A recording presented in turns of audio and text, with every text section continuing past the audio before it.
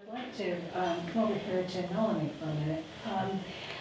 If, let's say that the umbrella companies get involved as a sort of employment solution, if you will, under a Swedish derogation model, that will actually put, if in contracts where an outsourcing company is concerned, that might actually put 2 layers into a relationship between a recruitment agency and an end user, with 3 layers actually between the worker and the end client.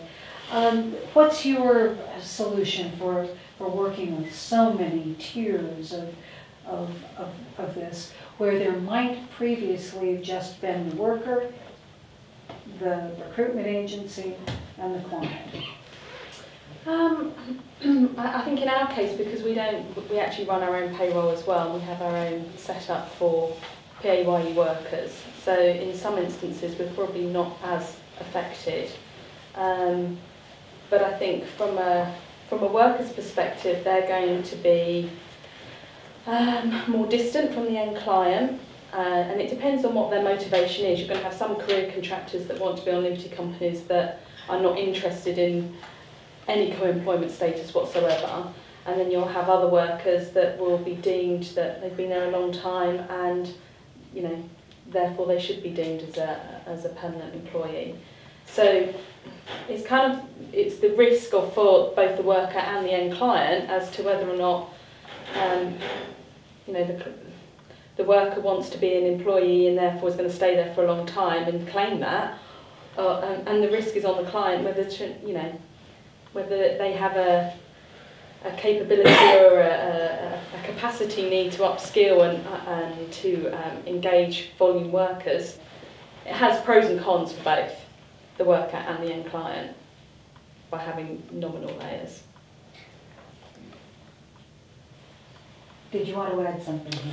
No, I mean, I think what we're seeing in the marketplace is, I think the professional recruitment industry looking towards partnerships more, although there is a more layer, there's additional layers if you like. I think if we understand each other's role in the supply chain, we can approach the problem together, whereas it has been quite a tiered environment. Sometimes we're right down at the bottom catching whatever gets thrown down.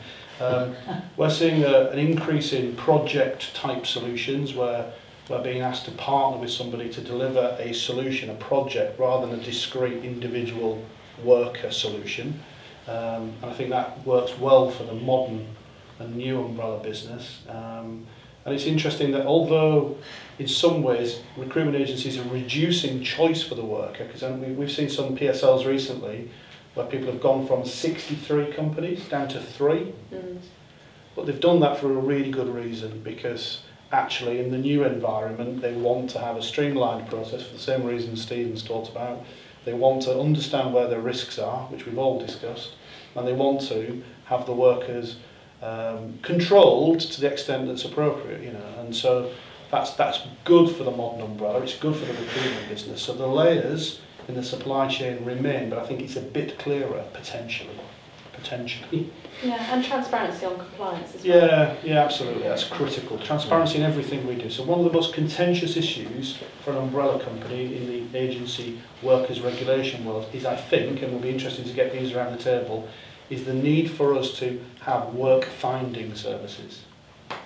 So part of a Swedish derogation solution requires you to provide your workers with best means of finding some additional assignments. Now, of course, what we want to do in that space is go back to the source agency and say, can you find some more work? Please find some more work. Please find some more work. And then if the source agency can't do that, they may have another brand in the group, and you have to segment and structure your data right up to, and all we would do, and have to be very transparent about this, is offer a very generic job board of everything.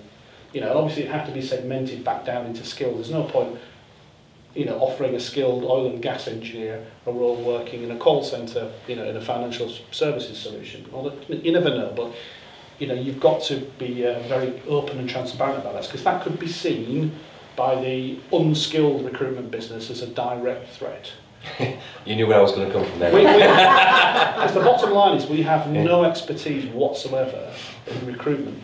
We have absolutely no expertise. So I go back to the partnership point where let's play to strengths. We can do the admin in simplistic world, because it's much more complex than that. And the staffing business should be doing the talent management, and that co-employment, that co-arrangement, that partnership is, I think, the new model going forward. Of course, it's not without its challenges by any stretch of the imagination. Yeah. And the real threat that I fear with umbrella companies taking on a Swedish derogation model is adopting the US contingent workforce and effectively cutting out agencies. And any partnership that is getting developed or whatever is going to have to deal with that head on. Because that is a real concern, as you and I know from previous discussions, right? That we would feel threatened if we felt that's what the umbrella company was doing. Because it's got all our workers there, and if it's got us to take on work finding services as well, we're going to even feel more threatened than we were before. Now, hopefully one's mature enough and professional enough to be able to deal with that, but that would be a major concern that will come up with any risk register we would have in terms of discussion. But surely that's the point of umbrella companies and agencies working in partnership, which is what I think hasn't happened up until now. I mean, Rob is right, the grubbier side of the business, it was a case of, well, who's got the deepest pockets? And it happened, you go and say, okay, well, you give your business, 50 quid a client. Okay, fine. And then they come in the next week, oh no, somebody else has just offered us 100, so unless you're prepared to better it, we'll take our business elsewhere. It happens, it is that cutthroat and that grubby, as you say. So I think if, the umbrella companies can educate the agencies in the bits that they know, and the agencies can educate the umbrella companies in the bits that are important to them, and we can all work together in a proper partnership, so we each do the bits that we're good at, and I think both sides of the industry will benefit. But we're still going to have the grubbier side, because you're still going to have people who want to promote tax avoidance. You're still going to have agencies who want their trip to Hawaii or whatever it is they get these days, and that's not going to change.